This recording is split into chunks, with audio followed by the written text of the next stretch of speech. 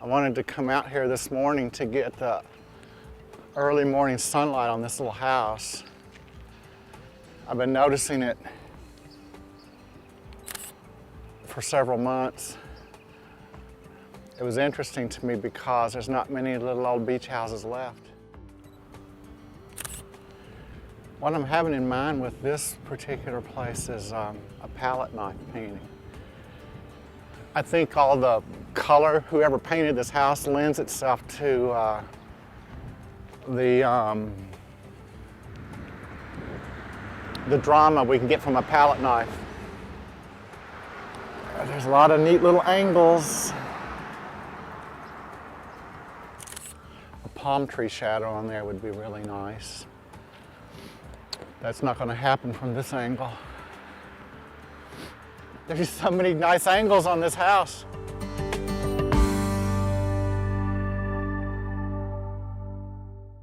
Hello, my name is Steve Jameson, and this is not a How to Paint show. I want you to share the painting experience with me. So curl up on your couch, forget all your worries, and come paint with me. Okay, now we're going to prime the canvas for our palette knife painting of the beach house. I like to prime my canvas for a palette knife painting with a vermilion red paint that's kind of an orangey red paint. I have several reasons for why I like to do that. One reason is that we photographed this beach house in the morning sunrise, and if we decide to do a sunrise or a sunset painting with this, we need to have an orange glow feel for the whole painting. So putting reddish orange down here on the canvas will get that started. Another reason is that this will cohesively pull the painting together, and the way it will do that is that when we start doing this painting, we'll have different colors of paint. We may have blue for the sky here, aqua for the ocean, yellow house here.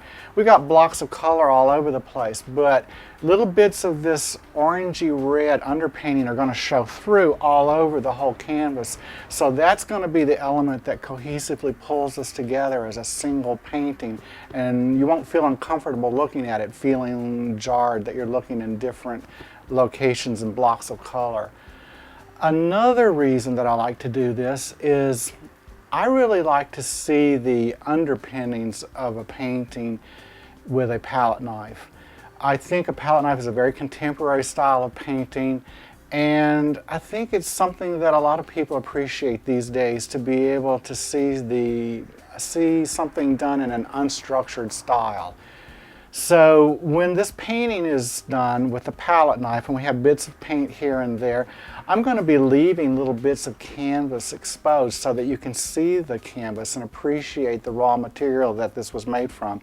This solid area would look just blue without the little red glints, and here we have the aqua ocean with some red in it, and even over here on the roof line of this house that's more of a tan color.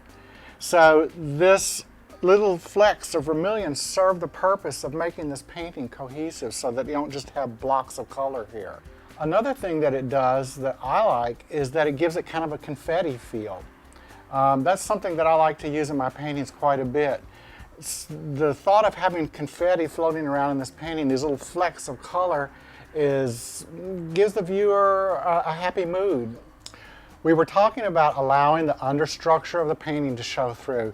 See, in this area right here, you can appreciate the texture of the canvas. You can even see that line that was drawn there to form the roof line of the house. I like things like that in a painting sometimes, because when I'm admiring the painting, enjoying looking at it, I can feel part of the experience that the painter was going through when he was doing this painting. I'm taken to that point. Here we have a black and white print of the digitally enhanced photograph of our beach house. I'm going to use this to do a line drawing, black ink on white paper. Just get the basic outline that we need for projecting it on the canvas. Then I'm going to take this line drawing, run it through the copy machine, and make a clear acetate copy that I will feed into the projector and draw on the canvas. I want to tell you a little bit about the paints we're going to be using for a palette knife. We have to use oil paints because they take longer to dry. Acrylics would dry within a few seconds after putting it on the canvas. And we need these paints to stay wet and squishy all day long so we can smear the paint around. In fact, we're going to have to try to finish this painting in one day because tomorrow the paint will develop some skin on it and it won't look good if you go back in and try to spread the palette knife through it. So about the colors, we've got really big tubes here because we're going to be using a lot of paint, and white we're really going to use a lot of because you use white to lighten all your other colors. We may even need another tube of this before the day's over. When it comes to yellows, I like to have a very light pale yellow and a deep rich golden yellow that has a little bit of red in it. It's called cadmium yellow. I have a ochre color here for tans, a nice bright clean orange. Then when it comes to reds, I've got a vermilion red. It's got a little bit of orange in it, a cadmium red, which is just a true red, and then I've got this permanent alizarin here that's got a little bit of purple tint to the red. Then I've got a magenta. This is going to make really great hot pink when we mix it with our white later on. Great for flowers. We've got a purple. Then when it comes to the blue, I've got an ultramarine blue that's got like a cobalt. It's got some purple in it. And then this cerulean blue has a little bit of green in it towards the turquoise side. Then when it comes to the greens, I've got a viridian hue that's like a turquoise, especially when you mix some white with it. Now I want to talk a little bit about this sap green. This is probably the most sophisticated and complicated color here because it's not a true green. It's got some orange and ochre already mixed in it. This you can just stick right on the canvas and start to look like you've got trees going without looking too elementary like a true green would. But you do need some true green too for highlights. And then I've got some brown and black. We're not going to be using very much of that, maybe not any, because I like to mix my own dark colors from the other colors that we have here. Doing a palette knife painting is a lot like putting frosting on a cake or decorating a cookie. You'll find out when we get started here. This big one here I like to use for painting solid areas. We're going to do a lot of solid, massive blue in this sky here, and this will fill up the space quickly. Then we've got this medium one here that I use for almost everything. It's got a small side to it and a larger side for bigger strokes. I use that for almost every application you'll see. Then I have this little pointed one here that's really good for doing palm fronds, anything long and pointy.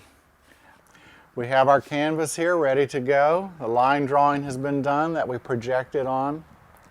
Simple lines just to give us an idea of the areas that we're going to be filling in. We have our black and white line drawing that we traced on the light table so that we can use that as a reference in case we get lost with the lines here. And this is what we printed out, a color printout from the computer where we digitally enhanced our photo. And this is going to give us the best we can get at a vision of what we want this finished palette knife to look like. Okay, we're getting ready to paint now. We've got our French blue, our cerulean blue, and a lot of that white. We've already used up half the tube, mixing this blue up here for the sky. Now we're going to be doing the sky first. There are several theories on why to do that. One is that you want to paint the top of the painting and come down. Why?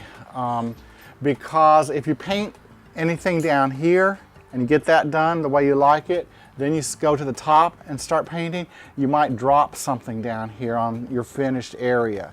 So that's one good reason to paint the top first. Another theory is to paint what's furthest in the background. The sky is the furthest thing back there, so that we can put the background in first and come up forward. Now why do we do that? That way we can get a nice clean outline on the shape of the house because we're going to finish that last. And this is our image that we're really looking at. The sky is going to recede into the background. Okay, now we have our two different blues and white mixed together here. We pull a little bit out, see that nice marbling effect of colors? We load up some on our palette knife like this. We got all those nice streaks in there. All right, putting some blue into the sky area. I like to kind of hold the palette knife down next to the canvas and leave some tears and rips So a little bit of that red is showing in there. That nice red that we talked about, how it's gonna cohesively pull together all the painting. And look at this nice marbling effect we have. That's so much more interesting to look at than just a solid blue sky. Now we also have to come along the edge of this roof line here and cut that house out. See, we have to form the shapes that we've got going there. Then when we go back and put the other color on to paint the house, we'll have a little bit of red outline showing all the way around the edge of the house. That'll give it a nice glow. See, we can cut up with using the point of our palette knife to cut up under the rick-rack shape of that awning there and across our ocean here. Look at all those beautiful marbleized blues we've got going there. And I just lightly tear over it. We can do the ocean now, following our theory that we're doing the background first. So we've finished the sky, next we'll do the ocean. I've got this long horizontal strip here for the ocean. That makes it really easy for me to paint because I don't have to paint in waves and a bunch of complicated effects. And I really like the clean, simple graphic effect it's going to have on this painting, to have that solid turquoise line running right through the lower half of the painting there. We've got two different colors mixed up on the palette here. We've got a deeper turquoise made from our Viridian in white for the ocean, and then for the highlights on the ocean, I've used the same color and mixed in a lot more white. And I've put in some of this light yellow in there too to give it a lighter, more of a yellowy turquoise. A lot of times light yellow follows along with the light, along with white. Whenever sunlight hits something, you get a little bit of yellow and a little bit of white. Whereas when you're painting a shadow, you go into the purples and the blues. So we'll get some of this turquoise on here. Get that horizontal band that I was talking about that gives it that nice graphic element. And then maybe I'll use the smaller edge of the knife just to skip across the top of that ocean there where the sunlight is hitting on the top of the ocean. I've got some sand color mixed up here. I used the ochre, some orange, some of our cadmium yellow, and a lot of white. Left it kind of marbleized here like we did with the sky. And this is going to be the base color to fill in our sand. And that'll finish our background before we start painting the house. Now we're getting some nice marble in there. I'm going to put more marble in there later. Get some good colors.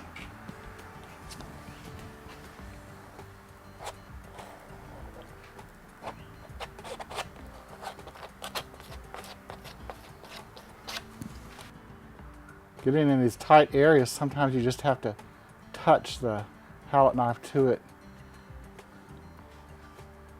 This is in between the structures of the steps. That'll be where the pickets are on the railing on the step there.